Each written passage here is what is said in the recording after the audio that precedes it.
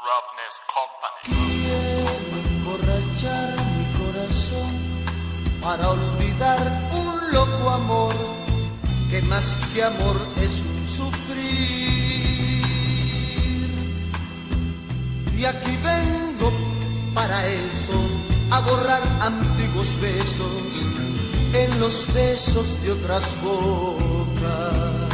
Roughness Company. La muerte vendrá por mí, miré con ella mientras la espero entre humo y botella. La muerte vendrá por mí, miré con ella mientras la espero entre humo y botella. Aquí sigo en esta vida alocada, ya no me importa nada y tengo que aprovecharla. El día que me muera solo llevaré recuerdos, abajo la medida, arriba el exceso. Fumo de las sativas hasta quedarme sin saliva. Mary Jane, haces que mis letras sean benditas. Voy por todo hasta llegar arriba. Así seguiré y nunca cambiaré.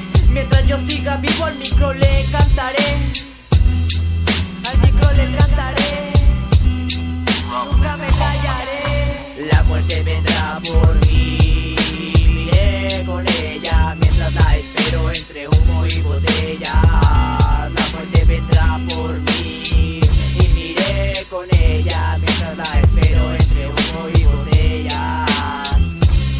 Y con el humo me quita lo crudo, buscando la botella que dejé en aquel muro. La música me conoce desde que estaba de luto y aún así sigo visitando aquel punto. Nunca me olvido ya de dónde vengo, sigo con lo mío pero ahora más serio. Llegando de lo malo pero ahora soy calmado.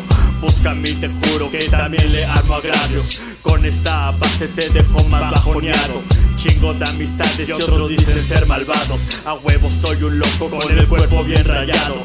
Tú me ves con los ojitos irritados. Yo te brindo con mezcal, bacardi y tequila. Escribo bien tranquilo sentando en la misma silla.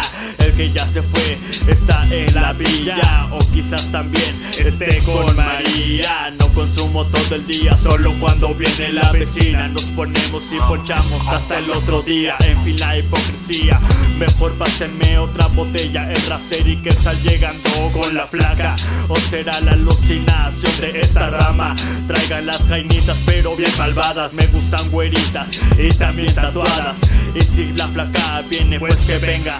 Ya, carnal, nos va a cargar la verga. Seguimos pisteando, güey. Ni pedo, para morir nacimos, homie.